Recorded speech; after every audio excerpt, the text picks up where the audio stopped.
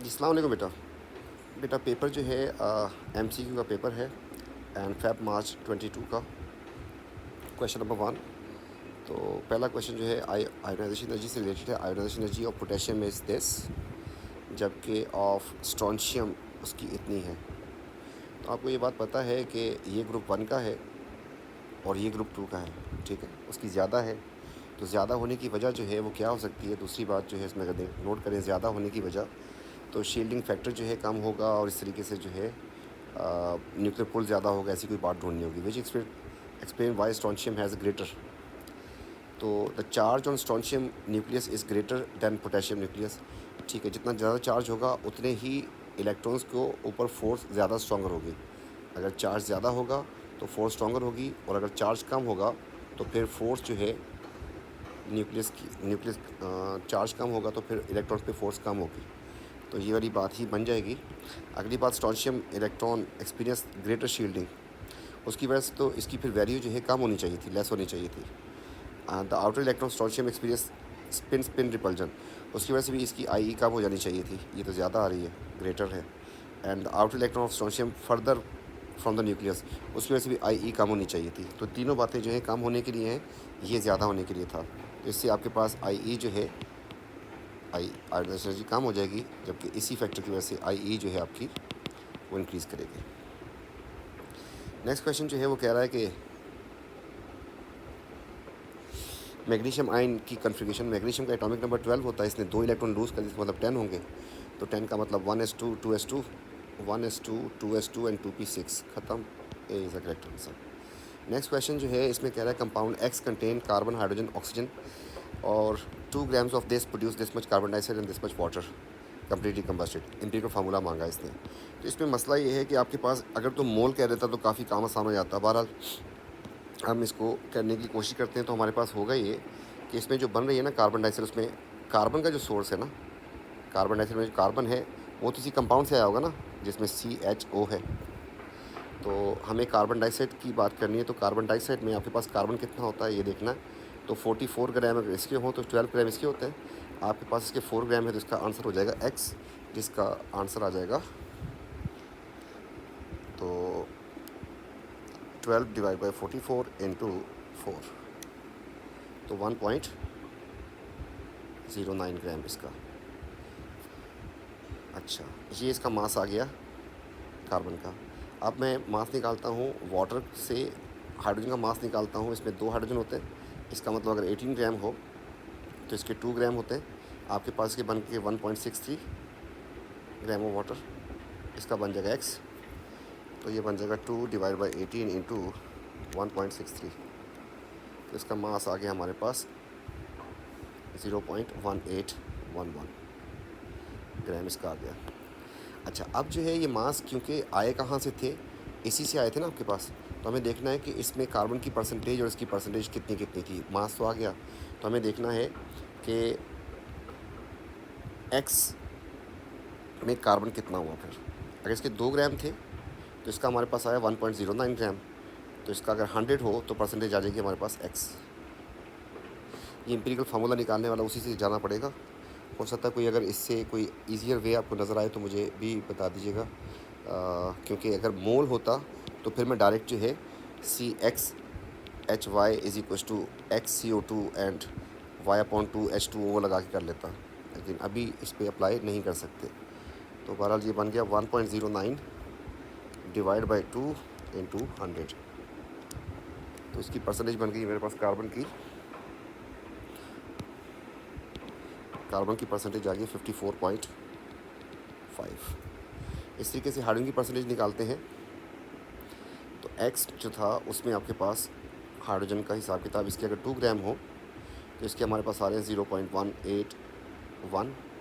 तो 100 हो तो X आ जाएगा इसका आंसर। तो 18.11 डिवाइड बाई 2 इंटू 100, इसका आंसर आ गया 9.0।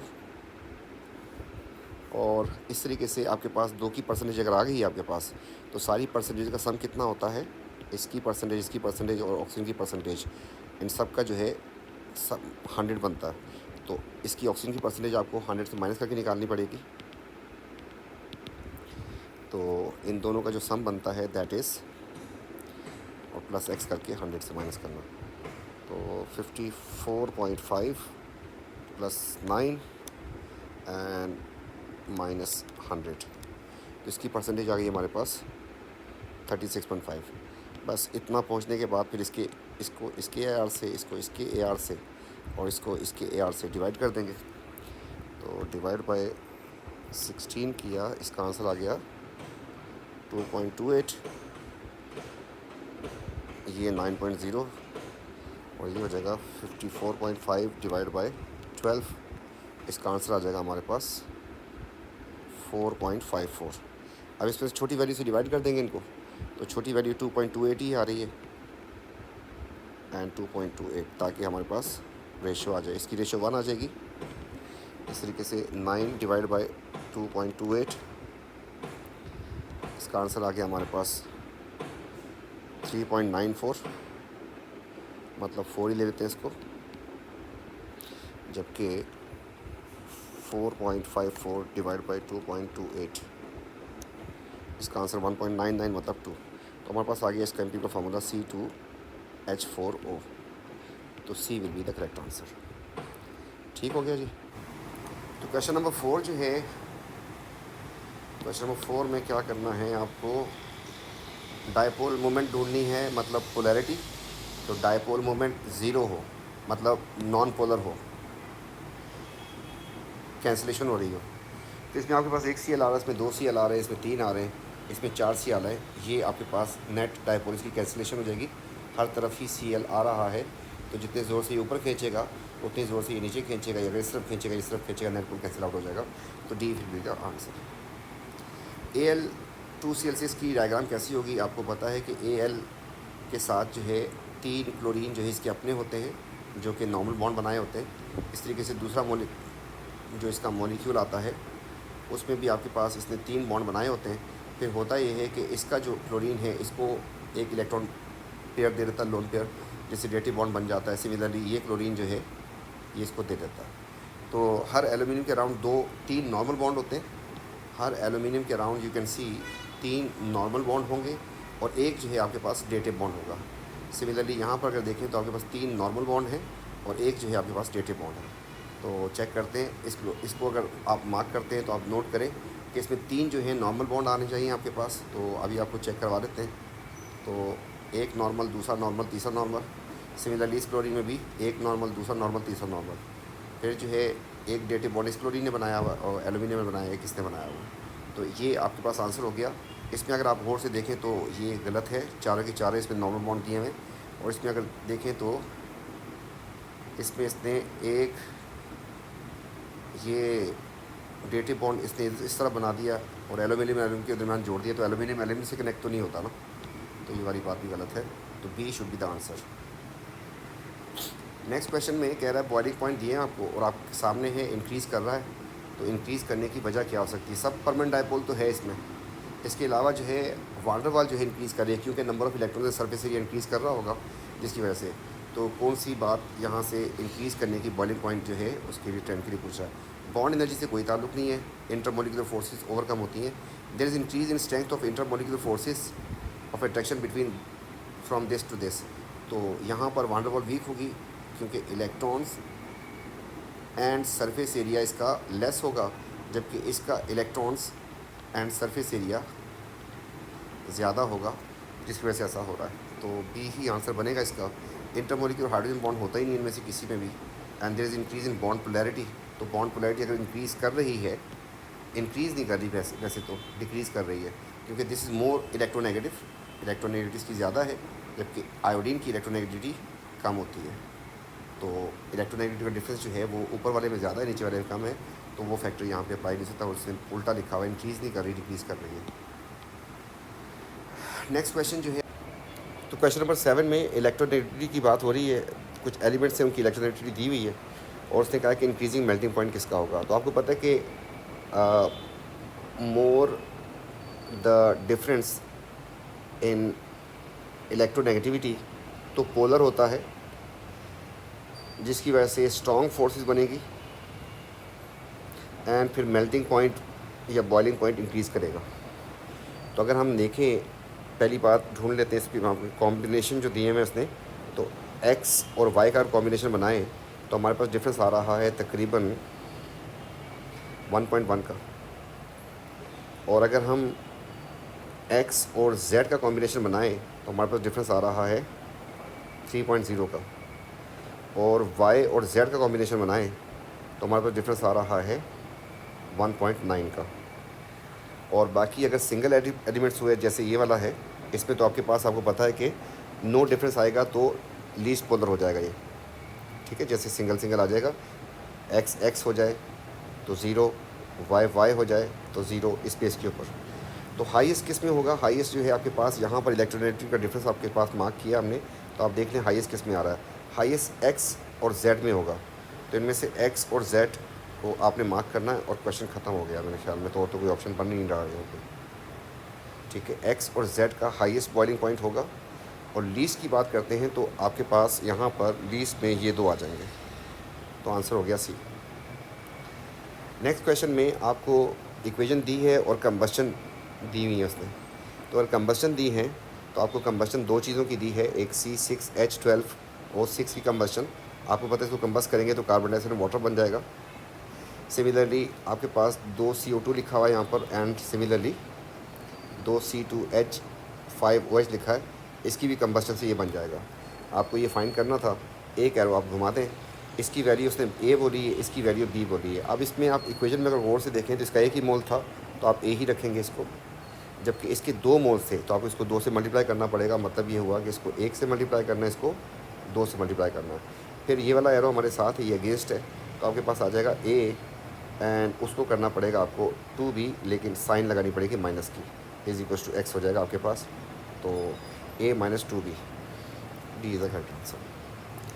नेक्स्ट क्वेश्चन जो है उसने कहा कि ये रिएक्शन जो है एंडोथर्मिक है। अगर एंडोथर्मिक है तो आपके पास एंडो का एक ग्राफ ये हो गया, एक ये हो गया, ये एक्सो है, ये एक्सो है, काट देते हैं। फिर आपको पता है कि डेल्टा एच कहाँ से कहाँ तक होता है और एक्टिवेशन एनर्जी यहाँ से यहाँ तक होती है। ये दोनों की सही मार्क की उसने, इसको भी हम टिक कर देते हैं। और फिर डेल्टा एच क्या होता है? रिएक्टर से प्रोडक्ट तक का डिफरेंस, यहाँ से यहाँ तक। ये जो एरो इसने उल्टा किया है ना, इसका मतलब एक्सो की रीशो कर रहा है।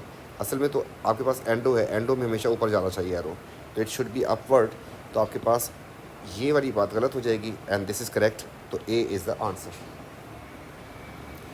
नेक्स्ट क्वेश्चन जो है क्वेश्चन नंबर 10 है, और 10 में जो है आपको हाफ सेल्स दी हुई हैं और उसकी बेस के ऊपर उसने MSQ बनाया है। इसका मल्टी स्टेटमेंट क्वेश्चन दे दिया उसने, तो इसको चेक करना है। तो आप काम करें, एक वो ये है कि 3 इलेक्ट्रॉन इसमें हैं और 2 इलेक्ट्रॉन इसमें, तो electron need to be cancelled out, बराबर करने पड़ेंगे पहले। इसका मतलब आप इसको 2 से मल्टीप्लाई करेंगे तो ये 6 इलेक्ट्रॉन्स हो जाएंगे। तो आपने इसको 2 कर देना है, इसको कर देना है 4, इसको कर देना है 6, ये हो जाएगा फिर आपके पास 2, और ये हो जाएगा आपके पास 8, ठीक है। इसको आपने करना है 3 से मल्टीप्लाई, तो ये आपके पास हो जाएगा 4, ये हो जाएगा 3, ये भी हो जाएगा 3, ये हो जाएगा 3, और ये हो जाएगा आपके पास 6। देखिए इलेक्ट्रॉन तो कटने ही कटने थे, ठीक है। हम थोड़ा सा लाइट कलर से काट देते हैं। फिर आप और से देखें तो आपको नज़र आए कि वाटर यहाँ पर भी है और वाटर यहाँ पर भी है। इसका मतलब ये सारा कट जाएगा, इधर आपके पास एक वाटर बच जाएगा। सिमिलरली आपके पास एक चीज़ और है, दैट इज़ OH, यहाँ पर भी आ रहे हैं और यहाँ पर भी आ रहे हैं। तो आपको पता है ये सारे कैंसिल आउट हो जाएंगे और यहाँ पर आपके पास 4 OH बच जाएंगे। अब इसकी वैल्यू 4 होगी OH की, ठीक हो गया जी। और सॉरी 4 नहीं होगी, ये हमने कुछ गलत कर दिया इधर, छोटी सी गलती की है, और सेकंड रो में मैंने अभी देखी है, तो इसको हटा देता हूँ मैं। 3 से मल्टीप्लाई करने के बाद ये बेटा बन जाएगा 6, ये बन जाएगा 3, ये बन जाएगा 3, ये बन जाएगा 3, और ये बन जाएगा 6। तो ये छोटी सी गलती की थी, हमने 4 लिख दिया था यहाँ पे गलती से, ये तो गए। अब वाटर को दोबारा देख लें आप, तो वाटर आपके पास कैंसिलेशन में आपके पास होगा क्या कि एक जो है कट जाएगा, इसमें एक बचेगा आपके पास वाटर। सिमिलरली OH आपके पास यहाँ पर 6 हैं, यहाँ पर 8 हैं, तो आपके पास ये कट जाएगा, यहाँ पे बचेंगे 2। तो अब जो है आपके पास जो वैल्यूज़ आ रही है, इसकी वैल्यू 2 बन रही है आपके पास नेट में। वाटर 1 होना चाहिए, 1 कर दिया। W आपके पास 3 होना चाहिए, ये भी कर दिया। मैंगनीज़ 2 होना चाहिए, सेट हो गया। उसके बाद SO4 जो है, SO4 3 होना चाहिए एंड OH आपके पास 2 होने चाहिए। इसके बाद वो कह रहा है कि U is equals to X and Z। तो U आपके पास 2 है, आप देख सकते हैं इधर से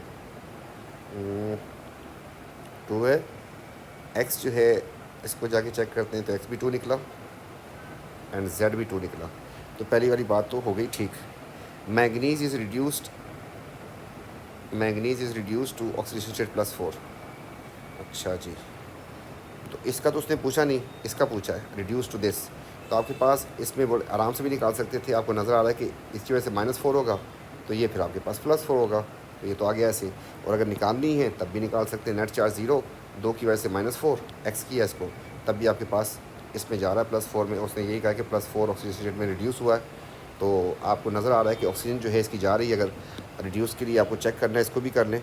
तो नेट चार्ज -1 -8 x +7, तो +7 से +4 में जा रहा है, रिड्यूस तो हो रहा है और +4 में जा रहा है, ये वाली बात भी ठीक होगी। Sulphur is oxidise +4 to +6। तो सल्फ़र को जाके चेक करना है, तो कर लेते हैं सल्फ़र को। तो आपको बताया था कि कोफिशिएंट वगैरह से कुछ नहीं करना होता, सिर्फ इसी को देखना है। तो हम इसमें कलर डिफरेंट यूज़ कर लेते हैं। तो नेट चार्ज हो गया -2, 3 ऑक्सीजन की वजह से हो जाएगा -6, इसको x किया तो ये वहाँ जाके +6 और फिर +4, इसका आंसर आ जाएगा यहाँ पर। और इस तरफ आते हैं आपके पास, तो नेट चार्ज इज़ -2, 4 ऑक्सीजन की वजह से हो जाएगा -8, x किया तो ये उधर जाके बन जाएगा +6। तो +4 से +6 में जा रहा है, तो +4 से +6 में, ये वाली बात भी ठीक हो गई। तो 1 2 3 ऑल करेक्ट हो गए आपके पास। A is the correct answer. Next question जो है वो कह रहा है कि हाइड्रोजन परऑक्साइड जो है decompose to form water and oxygen. कौन? हाइड्रोजन और हाइड्रोजन परऑक्साइड ये रहा, इससे वाटर भी बन गया, इससे ऑक्सीजन भी बन रही, दूसरी रिएक्शन में जाके बन रही होगी बार ये रहा, ठीक है। अब इसमें जो है आपके पास वो 2 स्टेप्स में उसने करवाया रिएक्शन को। तो अब आपसे पूछ रहा है कि the reaction is catalysed by bromide ion, ठीक है जी। तो ब्रोमाइड आयन जो है कैटलाइज करवा रहा है। तो बेटा ब्रोमाइड आयन को और इसको रिएक्टेंट को, इनकी फिजिकल स्टेट देखें तो ये भी एक्वस है, ये भी एक्वस है। तो कैटलिस्ट जो है हमारा वो हो जाएगा होमोजीनियस। एंड वो कह रहे हैं रिएक्शन 1 में क्या हुआ, तो ब्रोमाइड आयन जिसका चार्ज क्या था -1, वो किस में चला गया? 0 में। तो आपके पास नेगेटिव से 1 से 0 में जा रहा है, इसका मतलब कि इंक्रीज़ कर रही है ऑक्सीडेशन स्टेट। तो इंक्रीज़ अगर कर रही है इसका मतलब कि ऑक्सीडेशन हो रही है। तो bromide ions are oxidised, C is the correct answer. Next question 12।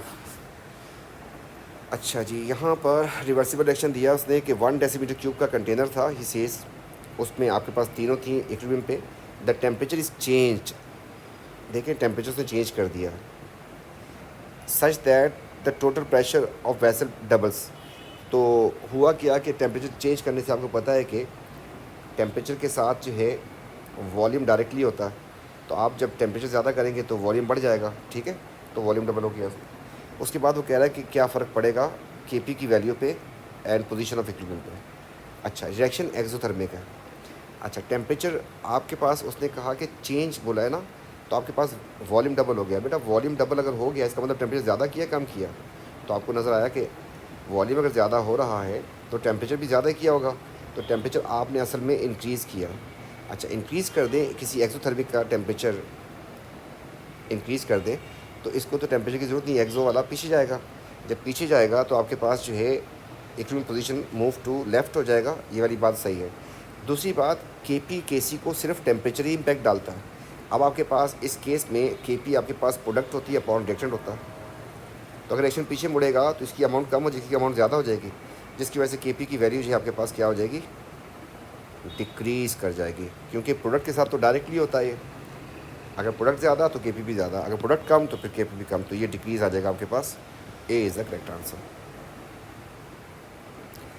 Next question, 2 reactions दिए हैं, इसमें कहा है कि in these reaction which compound act as a Bronsted Lowry acid.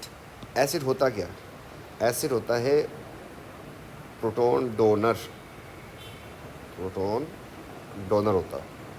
तो हम इसकी शक्ल अगर देखते हैं, इस फॉर्म से इस फॉर्म में जा रहा है, तो ये तो इसमें 5 से 6 हो गए ना, तो ये तो एक्सेप्टर है। इसको अगर देखें तो इस फॉर्म से इस फॉर्म में जा रहा है, तो आपके पास यहाँ पर इसके पास 2 हाइड्रोजन थे जो कि अब नहीं हैं, तो ये जो है आपके पास बन जाएगा प्रोटॉन डोनर इस फॉर्म से इस फॉर्म कन्वर्जन में। तो एच आइन डोनेटेड, ठीक है, आपको नज़र आ जाए तो ये हो गया। यहाँ से दूसरे रिएक्शन में आते हैं, तो यहाँ पर भी आपको प्रोटॉन डोनर ढूंढना है। तो देखते हैं, ये वाला जो है OH की फॉर्म में चला गया, तो H2 थे ना, HOH, और इस पर चला गया OH में, इसका मतलब एक H जा रहा है इसका, तो डोनेट कर रहा है। तो ये जो है आपके पास इस फॉर्म से जब इसमें OH में जा रहा है, आपके पास प्रोडक्ट ही है क्या ना वहाँ पे, तो ये हो जाएगा आपके पास यहाँ से भी H2O। अच्छा, दूसरी बात भी आपको दिखा देता हूँ, इसमें तो H है ही नहीं कि मैं बोलूँ कि डोनेट कर रहा है ये, और देखें तो H एक्सेप्ट कर रहा है ये, तो ये एक्सेप्टर है, बेस हो जाएगी। सिमिलरली इसको देखें तो ये OH का OH ही तो है, अभी तक कुछ नहीं हुआ इसको, तो इसने कुछ नहीं किया, तो आपके पास ये 2 आएंगे। तो यहाँ से आपके पास ये 2 और वहाँ से 2, तो B आपके पास आंसर बन जाएगा। Which statement about the atoms and molecules are correct? Atoms and molecules, the molecular formula of compound is simplest ratio. भाई मॉलिक्यूलर फार्मूला एग्जैक्ट नंबर होता है, सिंपलेस्ट नहीं होता। 1 mole of any substance contain this much atoms, atoms नहीं, atom वाली बात गलत है। क्यों? अगर आपने क्लोरीन लिया तो उसका जो 1 मोल होगा ना, 1 मोल, उसमें आपके पास 6.02 23 Cl2 होंगे, मॉलिक्यूल्स होंगे। इस तरीके से वाटर का होगा तो मॉलिक्यूल्स होंगे, एटम्स तो इसमें 3 आ रहे हैं, 3 टाइम्स हो जाएंगे, 2 टाइम्स हो जाएंगे। इस तरीके से CH4 है तो इसमें आपके पास 5 टाइम्स हो जाएंगे। तो उसने कहा कि एटम, ये तो किसी एलिमेंट के लिए हो सकता है, जैसे सोडियम वगैरह के लिए हो सकता है कि एटम उसके सेम हो, इसने यानी सब्सटेंस लिख दिया, इसलिए वाली बात भी गलत हो गई। Relative atomic mass of an element is ratio of average mass of an atom relative to 1/12 of carbon 12। अच्छा, एवरेज मास तो होता है, रेशो तो नहीं होती ना वो, मतलब आपके पास 35 एंड 37 वाले 2 आइसोटोप होते हैं, आप इनका एवरेज निकाला करते थे, 75 ये है, 25 ये है, इसलिए 100 से डिवाइड करके आप एवरेज निकाला करते थे। तो रेशो वगैरह तो नहीं होती थी, ये कट जाएगा आपके पास। क्लोज था, स्निकी था, रेशो का टर्म इस पर जो है गलत दे दिया था इसने, रेशो ना लिखा होता फिर सही था ये। And the relative formula mass of a compound is sum of individual atomic masses of all atoms in a molecule. ये वाली बात सही है बिल्कुल, कि आपके पास अगर H2 है, इसका रिलेटिव फार्मूला मास क्या बन जाएगा आपके पास, तो आपके पास H के 2 हो जाएगा, इसका 16 हो जाएगा, जिसको मिला के 18 कहते हैं, और 1/12 कार्बन 12 के साथ करना होता है। तो सम ऑफ इंडिविजुअल एटॉमिक मासेस, तो D is the correct answer. Next question, Boltzmann distribution curve जो है आपके सामने दी हुई है उसने, टेम्परेचर T पे 1 mole of gas is same gas is added. अब ये कह रहा है दिस इज़ वेरी अनयूजुअल कि और अमाउंट ऐड कर दिए। अब आपको बताएं कि होता क्या था, ये जो है क्या, ये सारे जो एरिया अंडर कर्व आता था क्या था। मैंने आपको जब शुरू में स्टार्ट करवाया था, मैंने आपको बताया था कि असल में ये जैसे ग्राफ बना होता है वही है, कि इसमें आपके पास ये वाले पार्टिकल 10 एनर्जी के हैं, ये वाले 20 एनर्जी के हैं, ये वाले 30 एनर्जी के हैं, ये 40 एनर्जी के हैं, ये 50 एनर्जी के हैं, और ये जो है आपके पास 60 एनर्जी के हैं, और ये जो है 70 एनर्जी के फॉर एग्जांपल। तो आपके पास टोटल जो पार्टिकल्स हैं वो लेट से आपके पास इस तरीके से, ये आपके पास 20 आ रहे हैं, ये 10 आ रहे हैं, इस तरीके से ये टोटल पार्टिकल्स सारे मिला के एरिया अंडर कर्व जो है शो करता है क्या, नंबर ऑफ मॉलिक्यूल्स। अब आपने क्या किया है, 1 mole of same gas is added. 1 mole of gas पहले बता दिया, पहले 1 मोल पार्टिकल थे ये, और अब जो है 1 मोल और आपने ऐड कर दिया। तो अब आपको पता है कि जब मॉलिक्यूल्स जब ज़्यादा हो जाएंगे तो ये कर्व जो है ऐसी हो जाएगी ना फिर, ठीक है। तो जो जो पार्टिकल्स होंगे डबल हो जाएंगे। तो आपके पास इस कर्व को ऐसा हो जाना चाहिए कि जो जो पार्टिकल्स हैं उन सब का नंबर डबल हो जाना चाहिए। हाई वाले भी डबल हो जाएंगे, एवरेज वाले भी डबल हो जाएंगे, और लो वाले भी डबल हो जाएंगे। तो पहले आपके पास अगर ये रीजन था इसका, तो अब जो इसमें ये वाले और आ गए। सिमिलरली आपके पास एवरेज वालों का पहले इतने पार्टिकल्स थे, अब इसमें आपके पास और आ गए इतने। तो आपके पास A is the correct answer, क्योंकि टेम्परेचर रिमेन्स सेम, तो टेम्परेचर के अलावा कर्व छिड़ती नहीं है।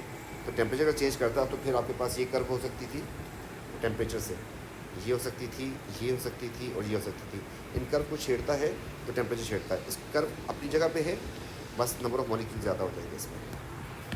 तो इस क्वेश्चन का वेट कर रहा था मैं कब से कि आए तो आपको ये बात समझा सके कि नंबर ऑफ पार्टिकल्स जो है उससे आपके पास ये फ़र्क पड़ेगा, इस पर कि हाइट बढ़ जाएगी। Question number 16, concentration of both X and Y reduced to original while keeping total volume constant। माशाअल्लाह, टेम्परेचर इंक्रीज, कौन सी बात ठीक है? वॉल्यूम सॉल्यूशन कांस्टेंट है, the concentration of both X reduce to half. अच्छा जी, कॉन्सेंट्रेशन कम कर दी है, keeping the total volume constant. चलिए आपको दिखा देते हैं। इसमें पास ये आपके पास एक्स थे और ये वाई थे और ये वॉल्यूम था। इसी को कॉपी कर लेता हूँ और यहाँ पेस्ट कर देते हैं। अब आपने क्या किया इसमें, एक्चुअली किया ये आपने कि इसमें जो है अगर आपके पास ये लाल वाले 5 थे, आपने सॉरी यहाँ पे 5 थे, यहाँ पे आपने कम कर दिए, इस तरीके से आपने ये भी कम कर दिए। तो आपके पास यहाँ पर एक तो बात कि इसकी वजह से रेट लो हो जाएगा। मीनवाइल क्या किया कि टेम्परेचर जो है ज़्यादा कर दिया है, तो टेम्परेचर ज़्यादा कर दिए, कौन सी बात ठीक है? Simultaneous temperature is increased, a smaller portion of collision between X and Y particle will successful. अच्छा, सक्सेसफुल तो एक प्रोपोर्शन होता है, वो तो प्रोपोर्शन तो सेम रहता है ना, मतलब प्रोपोर्शन जो होता है कि आपके पास इसमें से सिर्फ ये वाले पार्टिकल्स, तो आपके पास ये for example out of 100 10 out of 100 जो है आपके पास सक्सेसफुल कोलिजन करते थे, तो ये प्रोपोर्शन बन जाएगा आपके पास 0.1। अब आपने जब इसको हाफ़ कर दिया तो आपके पास क्या हो जाएगा 5/50, तो प्रोपोर्शन तो वही रहेगा। तो प्रोपोर्शन जो है नंबर ऑफ पार्टिकल नहीं, प्रोपोर्शन तो वही रहेगा, नंबर ऑफ पार्टिकल कम हो सकता है। Average kinetic energy of particle will increase, तो टेम्परेचर आप ज़्यादा कर रहे हैं तो पार्टिकल की एनर्जी तो बढ़ेगी। The rate of reaction will be unaffected, नहीं ऐसा नहीं होगा, टेम्परेचर से पार्टिकल की एनर्जी बढ़ेगी और फिर जो है इफेक्टिव कोलिजन, क्योंकि आपने सिर्फ मॉलिक्यूल ज़्यादा किए हैं। ये वाला क्वेश्चन बिल्कुल ऐसा ही है। तो आपके पास पहले जो मॉलिक्यूल्स थे फॉर एग्जांपल ये वाले थे जो इफेक्टिवली ड्राइव करते थे, अब आपने ज़्यादा कर दिए। जब ज़्यादा कर दिए तो आपके पास सारे के सारे तो रिएक्शन नहीं कर रहे ना डबल करने पे, वही प्रोपोर्शन अगर आपके पास 0.1 पहले कर रहे थे 0.1 अब तो डबल हो जाएंगे, वो प्रोपोर्शन उसका वही रहेगा। तो आपके पास रेट जो है अनइफेक्टेड नहीं होगा, रेट टेम्परेचर आप बढ़ा रहे हैं तो ये वाली बात काटते हैं। Frequency of collision between X and Y will be half, frequency of collision बिल्कुल हाफ हो जाएगी, लेकिन उससे हमारे पास फ्रीक्वेंसी ऑफ कोलिजन की बात नहीं करनी चाहिए, उसको कोलिजन के साथ क्या लिखना चाहिए, इफ़ेक्टिव कोलिजन काम की चीज़ होती है। सक्सेसफुल कोलिजन या इफेक्टिव कोलिजन जो है ना उससे रिजल्ट आता है हमारे पास। तो कोलिजन का हाफ होने से डबल होने से कोई फ़र्क नहीं पड़ना रेट के ऊपर, इसको भी हम काट देते हैं, इससे कोई ताल्लुक़ नहीं बन रहा। तो आपके पास एवरेज काइनेटिक एनर्जी बढ़ेगी जो पार्टिकल्स की है। ये वाली स्टेटमेंट सबसे अच्छी है क्योंकि आपने टेम्परेचर बढ़ा दिया, तो टेम्परेचर बढ़ाने से पार्टिकल्स की काइनेटिक एनर्जी बढ़ती है, कन्फर्म। ठीक है, अब रेट बढ़ेगा नहीं बढ़ेगा ये नहीं पता, लेकिन ये है कि ये आपके पास काइनेटिक एनर्जी बढ़ जाएगी। Question number 17,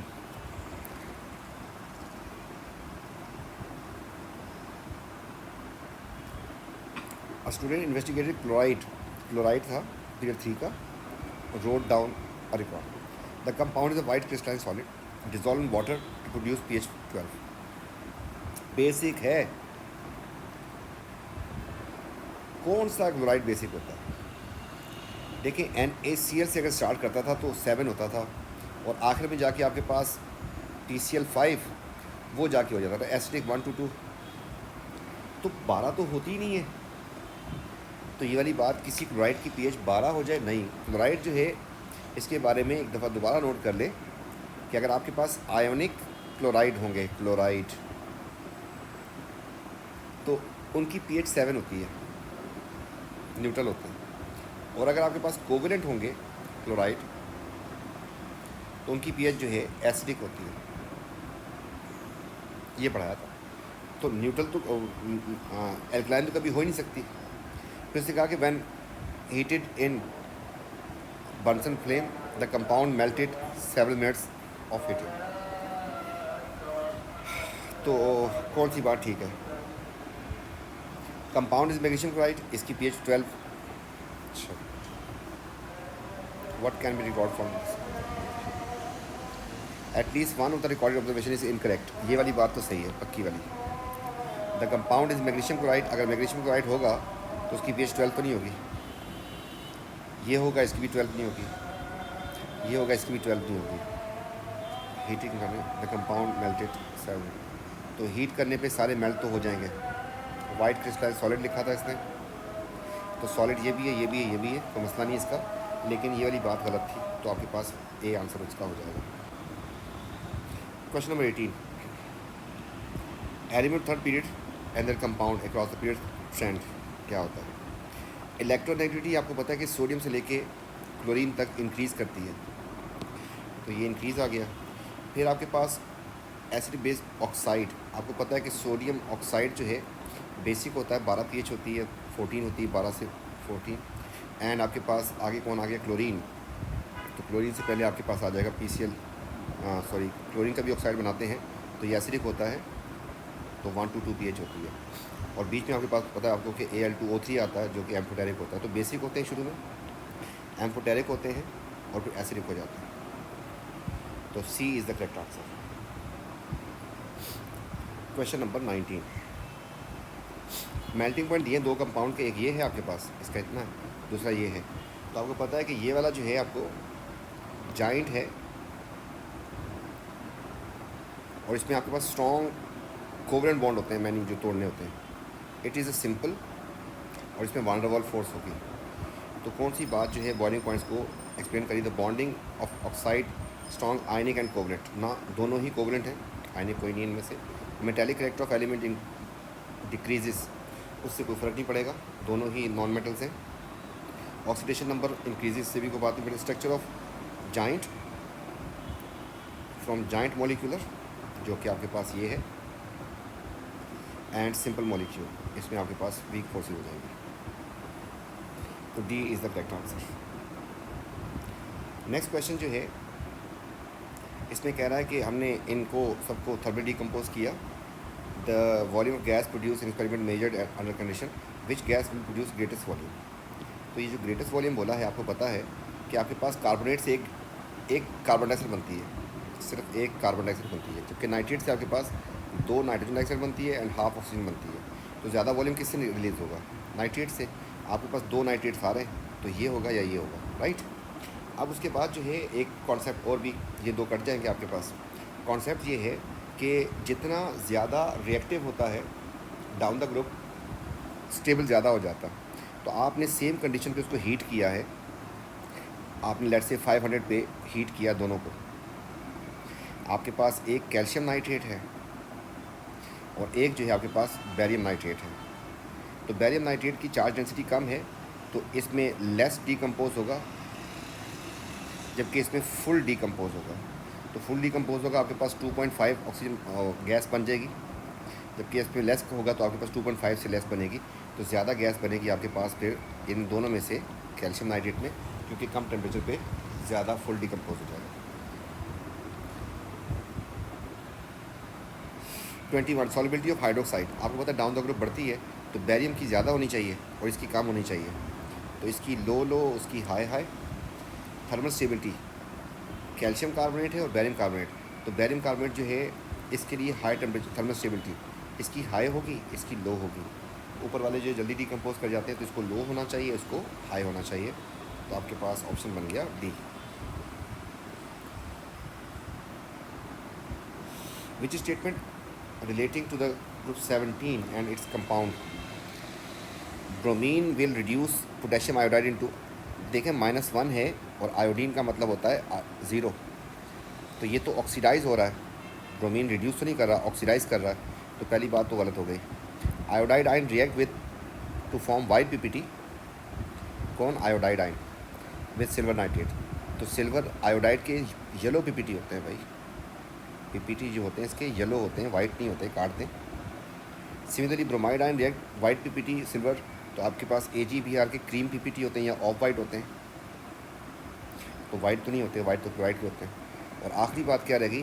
chlorine react with hydrogen to form colourless gas, तो Cl2 and H2 gives you 2HCl, और HCl जो है कलरलेस गैस होती है, ठीक है। केमिस्ट्री फ्यूज के आ रहे हैं बहुत इंटेंसिटी ज़्यादा होने की वजह से, ठीक है। अब इसको इसी करना पड़ेगा क्योंकि बाकी 2 ऑप्शन, 3 ऑप्शन ख़राब हो गए।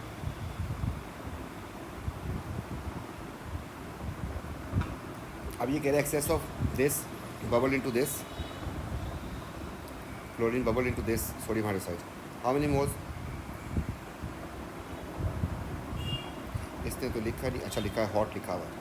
हॉट वाली इक्वेशन आपको आनी चाहिए थी, Cl2 give you Cl and Cl, और साथ आप इसमें यूज़ कर रहे हैं NaOH, तो एक NaCl बनता था, एक NaClO3 बनता था और बन जाते थे वाटर।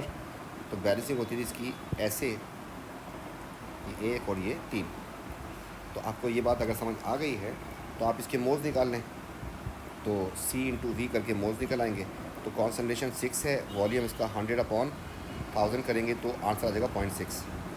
देखिए इसके 6 मोल अगर हों तो NaCl का पूछा है उसने, NaCl के 5 बनते हैं, अगर इसके 0.6 होंगे तो इसके देंगे x, आंसर आ जाएगा 0.5।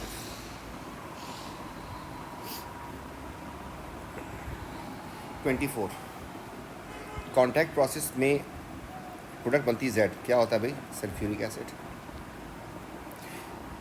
विच रिएक्शन और procedure process lead to formation of a gas, एक गैस ऐसी बने that can neutralise aqua solution of Z, मतलब H2SO4 को न्यूट्रलाइज कर दे। कौन सी गैस हो सकती है जो इसको न्यूट्रलाइज कर सकती है? अगर ये एसिड है तो आपके पास गैस होनी चाहिए बेसिक, और बेसिक गैस नॉर्मली अमोनिया ही होती है हमारे पास, और कोई गैस आती नहीं है। तो आपके पास लाइटनिंग ऑफ एटमॉस्फेरिक लाइटनिंग में आपके पास NO2 बनती है जो कि एसिडिक है। Combustion of internal combustion engine, इसमें आपके पास NO एंड कार्बन डाइऑक्साइड, ये भी एसिडिक है। डिकम्पोजिशन ग्रुप 2 नाइट्रेट से आपके पास NO2 बनती है जो एसिडिक है, ये भी एसिडिक, ये भी एसिडिक, एसिडिक। इससे आपके पास बनती है अमोनिया जो कि बेसिक होती है, वो इसको न्यूट्रलाइज कर सकती है। तो ammonia can neutralise sulphuric acid. When ammonia dissolved in water, small concentration of ammonium ion is formed. पहली बात उसने कही है कि अमोनियम आयन में इलेक्ट्रॉन्स कितने होते हैं, तो टेंशन नहीं है, NH4 पॉजिटिव फार्मूला है इसका। नाइट्रोजन के पास होते हैं 7, एक हाइड्रोजन के पास 1 होता है, तो 4 के पास 4 हुए, टोटल हो गए 11। +1 का मतलब हो गया एक इलेक्ट्रॉन निकल गया, तो टोटल हो जाएंगे 10। बॉन्ड एंगल अमोनिया से अमोनियम, तो आपके पास अमोनिया में एंगल जो है आपको पता है कि 107 होता है, और यहाँ पे कन्वर्ट हो जाएगा 109.5 में, तो ये इंक्रीज़ कर दिया, तो D is the correct answer. Question number 26 में कह रहा है कि एल्कीन एंड साइक्लो एल्कीन को कंसिडर करना है आपने, हाउ मेनी स्ट्रक्चर आइसोमर्स, तो स्टीरियो तो नहीं पूछे, स्ट्रक्चर पूछे। आपको ये पता है कि फंक्शनल ग्रुप आइसोमर्स में आपको बताया था कि ईन के साथ क्या होता है,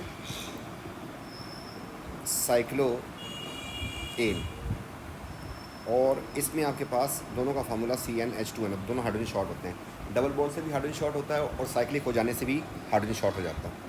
तो हमें बनाना है C4H8 का, तो C4H8 का पहला हो गया ये 1 ब्यूटीन, दूसरा हो जाएगा 2 ब्यूटीन, और अब जो है इसको मूव करने का डबल बॉन्ड को फ़ायदा नहीं होगा, तो अब आप इसकी चेन छोटी कर दें, इसको यहाँ पे हैंग कर दें और यहाँ पे लगा दें डबल बॉन्ड। तो इसके नाम अगर लिखवा सकूँ आपको, नज़र आ रहे हैं कि तीनों डिफरेंट आइसोमर्स हैं। ये 1 ब्यूटीन है, ये 2 ब्यूटीन है, ये 2 मिथाइल 1 प्रोपीन है। अब आपके पास 3 तो ये हो गए। साइक्लिक जो है, साइक्लिक का आपके पास कम से कम 3 से स्टार्ट होता है, तो ये 3 का साइकिल बना दिया मैंने और ये लगा दिया। डंडियाँ पूरी करें, देखिएगा ये भी इसका आइसोमर है, ठीक है। तो आपके पास एक 3 का हो गया और एक डंडी लगा दी, इधर लगा दे उधर लगा दे, कहीं भी लगाने का फ़ायदा बस नहीं होगा, चेंज करने का फ़ायदा नहीं होगा, वो एक ही चीज़ है। तो एक साइक्लिक ये हो गया, इसका नाम हो गया मिथाइल साइक्लो प्रोपेन, और फिर 4 का साइकिल बना दे तो आपके पास हो जाएगा साइक्लो ब्यूटेन। तो ये आपके पास हो गए total 1 2 3 4 and 5। Which compound decolourise aqueous bromine, तो एक्वस ब्रोमीन को डीकलराइज करने के लिए क्या चीज़ होनी चाहिए भाई? Double bond, carbon carbon double bond. तो ढूंढते हैं, इसमें देखें CH3 होता है टर्मिनल पे, CH2 CH2 CH2, इसमें नहीं है डबल बॉन्ड, इसमें भी नहीं है। इसमें आप देखें तो इसको CH2 होना चाहिए था, इसको भी CH2 होना चाहिए था, इधर डबल बॉन्ड है, ये आंसर हो गया। और लास्ट वाले में देखें तो CH2 CH2 CH2 चल रहा है आपके पास, CH2 CH, इसमें भी डबल बॉन्ड नहीं है। तो यहाँ पर है आपके पास, if you want to see it, तो आप देखें कि 3, फिर आपको इस पर 1 लगाना है, आपको इसके 1 लगाना है, आगे 2 लगाने, फिर 2 लगाने, फिर 2 लगाने और फिर OH। तो आपके पास इसकी वैलेंसी पूरी नहीं है ना इसकी, इसलिए इसका मतलब यहाँ पर डबल बॉन्ड होगा जो कि ब्रोमीन सिलेक्शन कर जाएगा। Question number 28, alkene react with hydrogen bromide, the reaction proceed विया इंटरमीडिएट कार्बोकेटाइन। कार्बोकेटाइन बनता है आपके पास SN1 में, ये बात ध्यान में रखिएगा। More stable the intermediate faster the reaction, ये बता रहा है आपको, एक नॉलेज दे रहा है आपको। तो आपको पता है कौन सा कार्बोकेटाइन ज़्यादा स्टेबल होता है आपके पास, तो ये बात यहाँ पे लिख देते हैं। Tertiary carbocation is more stable than secondary and then primary. तो आपके पास इसमें 1 R है, इसमें 2 R हैं, इसमें आपके पास 3 R हैं। तो कार्बोकेटाइन जो है इनमें से सबसे ज़्यादा स्टेबल जो होगा दैट इज़ दिस वन। तो उसने कहा कि उसका रिएक्शन भी फास्टर होगा। तो कह रहा है कि सीक्वेंस ऑफ इंक्रीजिंग स्पीड, तो आपके पास इथीन से आपके पास कार्बोकेटाइन बनेगा और वो मेजर माइनर का ख्याल करते हुए, ठीक है। एक आपके पास आ गया प्रोपीन, तो ये प्रोपीन बना दिया हमने।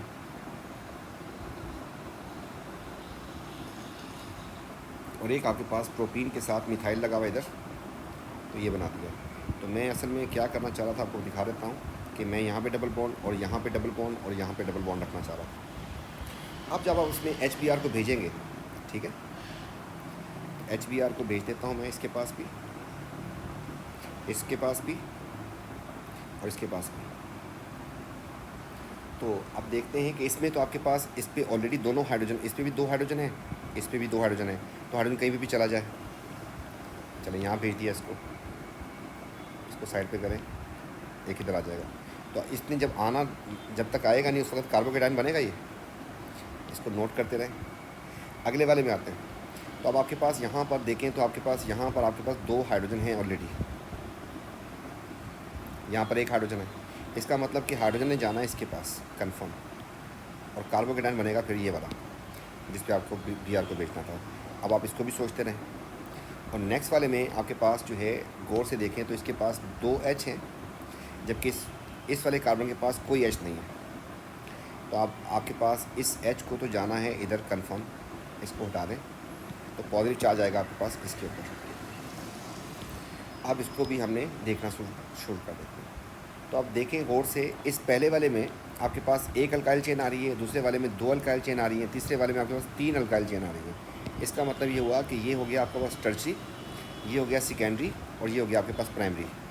तो इसमें आपके पास प्राइमरी केटाइन बनेगा, इसमें आपके पास सेकेंडरी का, इसमें आपके पास टर्शरी बनेगा। और यही ऊपर नीचे किए मैं उसने ये बात बोली थी कि मोर स्टेबल, इनमें से ज़्यादा स्टेबल कौन सा वाला, तो 3 इज़ मोर स्टेबल, तो this is most stable and this is least stable. तो आपके पास ए ही आंसर बन गया इसमें, ठीक है।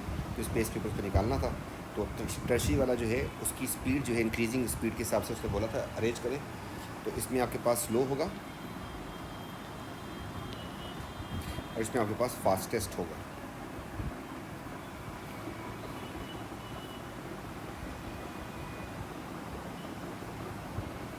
Question 29, reaction occur between sample of 1 chloropropane heat with sodium hydroxide ethanolic. बेटा ये इथेनॉलिक जो सोडियम हाइड्रोक्साइड था आपको पता है एल्कीन बना देगा उसका। तो ये 1 क्लोरो लगाना था आपने, ये लगा दिया आपने, तो आपको पता है कि इसका Cl और इसका H जो है यहाँ से चला जाएगा और आपके पास एल्कीन बन जाएगा। अच्छा जी, एलिमिनेशन नाम है इसका, एंड प्रोडक्ट जो है उसका नाम प्रोपीन होगा। ख़त्म, आसान था। इसके बाद जो है वो कह रहा है के हाइड्रोलाइसिस करवाना है, उसकी स्पीड पूछ रहा है, and mechanism of hydrolysis. Hydrolysis का जब करवाते हैं तो आपको पता है कि इसमें हमने लाना है OH को, जिसने इसको जाके सब्स्टिट्यूट करना है। अब इसको लाने के लिए हम इसको भी यूज़ कर सकते हैं, लेकिन इसमें आपको ये बॉन्ड तोड़ना पड़ेगा, इसलिए हम क्या यूज़ कर लेते थे, कैटलिस्ट, ये वाला इसमें ऑलरेडी अवेलेबल है। तो असल में OH को लेके आना। अब OH जो है जाके आपको पता है कि अटैक करता है, कहाँ पे अटैक करता है आपको पता है। तो OH जो है अटैक करता है इस कार्बन के ऊपर पार्शियल, ठीक है। तो ये सब्स्टिट्यूशन होनी है इसकी। अच्छा जी, सब्स्टिट्यूशन के लिए हमें पहले इनको मार्क कर लें। बेटा ये वाला कार्बन जो है, मैं साफ़ कर दूँ इसको ज़रा, ये कार्बन, ये कार्बन और ये कार्बन गौर से देखते जाएं। This is tertiary. तो टर्शरी जो है आपके पास P जो है टर्शरी है, SN1 मैकेनिज्म करेगा। और ये दोनों जो हैं प्राइमरी में काउंट होते हैं, तो ये दोनों Q भी और ये भी SN2 करेगा Q। SN2। ये वाली बात हमें यहाँ से मार्क करनी है। रिलेटिव रेट ऑफ हाइड्रोलिसिस, बेटा CL का बॉन्ड जल्दी टूटता है या Br का? CBr का बॉन्ड इतना बड़ा होगा जबकि CCl का बॉन्ड छोटा होगा। तो जब बॉन्ड छोटा होता है तो बॉन्ड स्ट्रॉन्ग होता है। तो आपके ख्याल में कौन सा बॉन्ड जल्दी टूट सकता है? So this will fast. तो आपके पास Br जल्दी टूटेगा। तो Q एंड R को कंपेयर करना है इन दोनों में से। तो इनमें से Br जो है फास्ट हो जाएगा, Q जो है फास्ट होगा और ये स्लो होगा। तो A is the correct answer.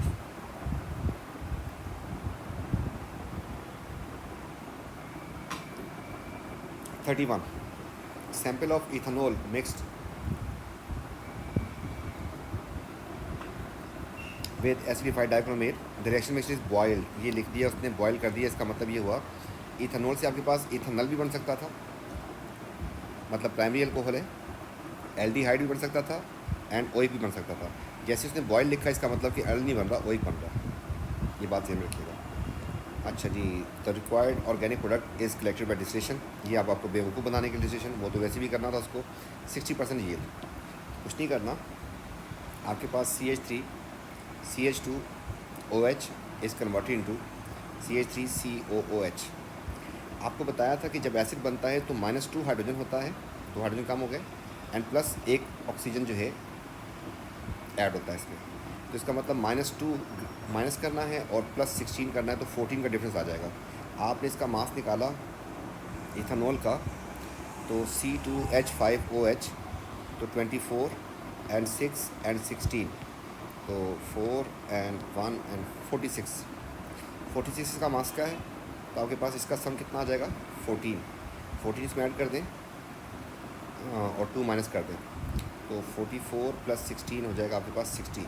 मतलब ऐसे नहीं करना, इसका वैसे ही MR निकालना है आपको, ठीक है। तो इसके इतने ग्राम से इतने ग्राम बनते हैं, ये बात आपको हम इस तरीके से भी कर देते हैं इसको। चलो, अगर वो वाली बात याद नहीं है तो टेंशन नहीं है। इसके बारे में दोनों के बारे में इन्फॉर्मेशन किस में है? ग्राम में। इधर भी ग्राम में। क्यों ग्राम में? आंसर भी आपको ग्राम में ही दिया हुआ है। ठीक हो गया जी। और फिर नीचे फिर लिखा ग्राम एंड ग्राम, ये कर लें। पहली लाइन इक्वेशन से लिखनी है। इसका MR हो जाएगा 46, इसका MR हो जाएगा 60। क्वेश्चन में आपके पास है 2.3, इसका बन जाएगा x। आंसर आ गया इसका, एक मिनट चेक कर लें गलत ना हो जाए। तो 2.3 × 60 डिवाइड बाई 46, आंसर आ गया 3 ग्राम। 3 ग्राम तो आया है, लेकिन वो कह रहा है यील्ड कितनी है? 60%। तो 60% निकालने के लिए इसको 0.06 से मल्टीप्लाई कर दें, ख़त्म। तो into 0.6, 1.8 is answer. 4 moles of substance X, 4 moles X react with 1 mole of this। इसमें ऐसी क्या चीज़ है जिस चार्ज हों? तो आपको नज़र आ रहे हैं 4 इसमें क्या चीज़ है? OH। तो आपको 4 इसमें 2 एसिड के हैं, 2 अल्कोहल के हैं। गौर से देखें, ये वाले एसिड के हैं, ये वाले भी एसिड के हैं, और ये अल्कोहल से। तो OH का टेस्ट क्या होता है? OH का टेस्ट होता है आपके पास या तो PCl5 या फिर Na या फिर PCl3, ये चीज़ें होनी चाहिए। तो आपके पास उनमें से सोडियम मेटल आ गया। सोडियम मेटल हर H को उड़ा देगा इसमें से, ठीक है। OH का टेस्ट होता है आपके पास। OH के टेस्ट में आपके ये चीज़ें। नेक्स्ट जो है आपके पास आपसे कह रहा है कि 2,4-DN पे से रिएक्शन करे, तो अल हो सकता है, ऑन हो सकता है, अल हो सकता है। और इसको काट देता हूँ, ओल तो नहीं हो सकता। येलो PPT भी दे दे आयोडीन के साथ। चलो फिर शुरू करते हैं। मिथानल, ये हो गया आपके पास एल्डिहाइड। मिथानल ऐसा ही होगा। प्रोपेनल, ये हो गया प्रोपेनल। और ब्यूटेनॉन और प्रोपेनॉन, सॉरी, ये हो गया प्रोपेनॉन। तो आपने क्या करना है? अल्फ़ा कार्बन पे जाना है, अल्फ़ा कार्बन पे जाना है, अल्फ़ा कार्बन पे जाना है। अल्फ़ा कार्बन के साथ CH3 का पीस अगर आ रहा है तो जिंदाबाद, वरना फिर मुर्दाबाद। तो यहाँ पे तो नहीं आ रहा CH3 का पीस, ना यहाँ पे आ रहा है, यहाँ पे भी नहीं आ रहा, यहाँ पर आ गया। तो ये कौन है? प्रोपेनॉन जी। क्वेश्चन नंबर 34, इसमें एल्कीन के साथ लिथियम बोरोहाइड्राइड का रिएक्शन करवा रहा है, जो नहीं होगा। आपको पता है इसके लिए nickel plus hydrogen plus heat चाहिए होता है, तो ये वाली बात तो गलत है, ये रिएक्शन नहीं होगा, झूठ बोल रहा है। जबकि एसिड में लिथियम एल्यूमिनियम हाइड्राइड से रिएक्शन हो जाएगा, उसमें प्राइमरी इलेक्ट्रोड बन जाएगी। This is possible and the reaction would give the product 2 only देगा, ठीक है। तो आपको बताया था आपको कि पोलर जो होते हैं हमारे पास बॉन्ड, पोलर बॉन्ड जो होते हैं, इसमें अगर आपको H ऐड करना है और नॉन पोलर जो है, नॉन पोलर CC, इसमें भी आपको H ऐड करना है। तो दोनों में कर तो आप रिडक्शन ही रहे हैं। इसमें भी आपको 2 H चाहिए, इसमें भी आपको 2 H चाहिए, लेकिन रीजन विल बी डिफरेंट। अगर आपके पास पोलर होगा तो आप बोरोहाइड्राइड यूज़ कर लें या फिर एल्यूमिनियम हाइड्राइड यूज़ कर लें, ठीक है। और aluminium hydride is a stronger one, बताया था आपको, जो एसिड को भी रिड्यूस कर सकता है। जबकि यहाँ पर आपको निकल एंड हाइड्रोजन करना पड़ेगा हीट के साथ।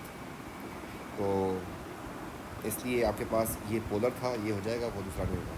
Compound contain ester, single ester group and mass of oxygen इसमें इतना है। अच्छा जी, which pair of product produce hydrogen gas, अच्छी बात है, एस्टर था। तो एस्टर का फार्मूला आपको पता है कि क्या होता है, CN होता है, H2N होता है, NO2 होता है। तो इसकी बेस के ऊपर हम काम चलाना शुरू करते हैं। तो यहाँ पर कलर लेते हैं पहले। ईथ का मतलब 2, ब्यूट का मतलब 4, तो आपके पास हो गया C6 हो जाएगा, तो H हो जाएगा 12, O2 हो जाएगा। इसमें प्रॉप है एंड ईथ है, तो ये होंगे 3, ये होंगे 2, तो आपके पास बन जाएगा C5, H हो जाएगा 10 और ये बन जाएगा O2। मीथ है 1 कार्बन, मीथ 1 कार्बन, तो C2, H4, O2 and ब्यूट 4 and prop 3, तो C7 होगा, H होगा आपके पास 14 एंड O2। हमें ऑक्सीजन की परसेंटेज निकालनी है जो इसका एस्टर्स बने होंगे। तो ऑक्सीजन की परसेंटेज निकालने की कोशिश करते हैं शुरू। इसमें ऑक्सीजन की परसेंटेज निकालनी है, तो ऑक्सीजन इसमें 2 हैं, तो 32 हो जाएगा मास इसका।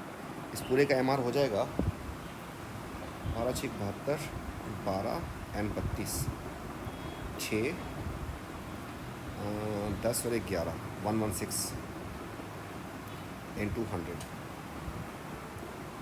तो ये बन गया हमारे पास 32 डिवाइड बाई 116 इंटू 100। इसका आंसर आ गया 27.58, 27.6, ठीक। पहला ही आंसर निकला है, वरना सब पे ट्राई करनी थी निकालने की।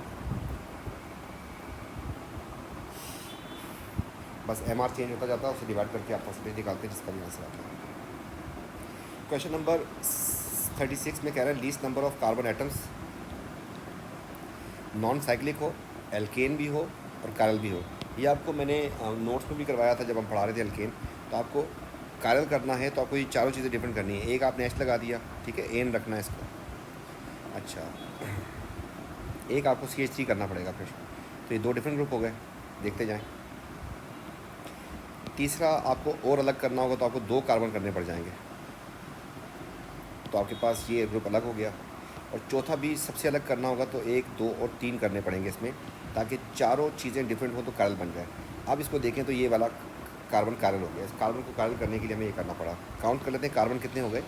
तो आपके पास 1 हो गया, 2 3 4 5 6 7 इज़ आ आंसर। 37 में एडिशन पॉलीमर है, आपको बताया था 2 2 पे कट लगाते जाएँ। और आप देखें पहले वाले का जो फार्मूला बनता है that is CH2 double bond CHCl। दूसरे वाले को चेक करें तो आपके पास बन रहा है CHCl डबल बॉन्ड CH2। उसी को, ये दोनों एक ही चीज़ हैं, बोर्ड से देखें, उल्टा करके लिखा हुआ है। सिमिलरली आगे देखें, फिर वही चीज़ आ रही है, आगे देखें CH2Cl, वही चीज़ें आ रही है बार बार, ठीक है। तो आपके पास फार्मूला होना चाहिए इसका CH2, फिर डबल बॉन्ड होना चाहिए और फिर CHCl होना चाहिए। एक तरफ आपके पास CHCl होना चाहिए और एक तरफ आपके पास CH2 होना चाहिए और डबल बॉन्ड होना चाहिए। D is the correct answer. 38 compound Y heated mild oxidation, one of the product react with hydrogen cyanide. बेटा हाइड्रोजन साइनाइड से इसने बोल दिया है और माइल्ड ऑक्सीडेशन की है, माइल्ड ऑक्सीडेशन। तो आपके पास ये लाजमी प्राइमरी ओल होगी कौन सी वाली, 1 डिग्री। उसी से आपके पास बनेगा एल्डिहाइड, जो कि इसके साथ रिएक्शन हाइड्रोजन साइनाइड के साथ कर भी एल्डिहाइड कर सकता है, कीटोन कर सकता है, और कोई करता भी नहीं है। और बना रहा है ये ब्यूटेन नाइट्राइल। तो मैं ब्यूटेन नाइट्राइल का मतलब 4 कार्बन हो गए, इनमें से एक CN है और 2 पे हाइड्रोक्सी लगा देते हैं।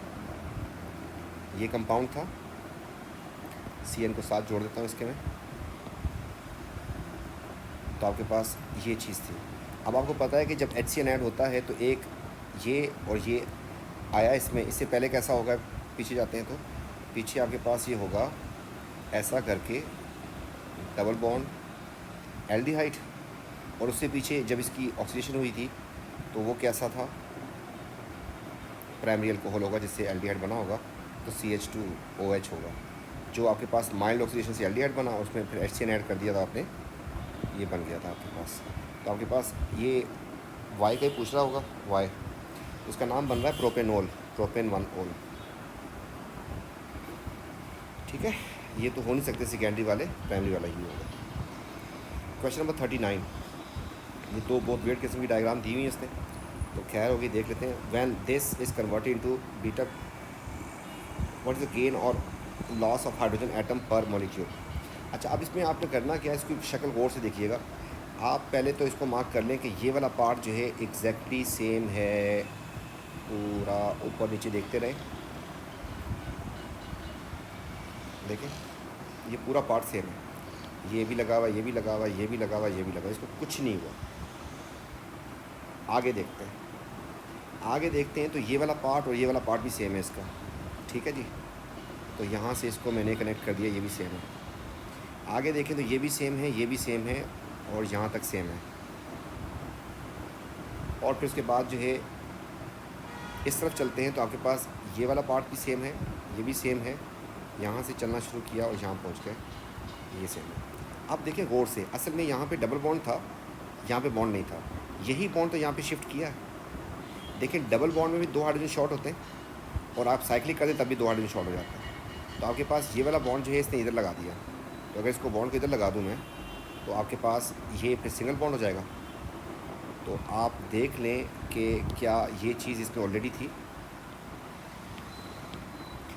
ये भी था, ये भी था, और बस क्या हुआ है कि ये जो बॉन्ड था इधर से ये बन गया, तो ये 2 बॉन्ड जो है डबल से सिंगल बन गया है।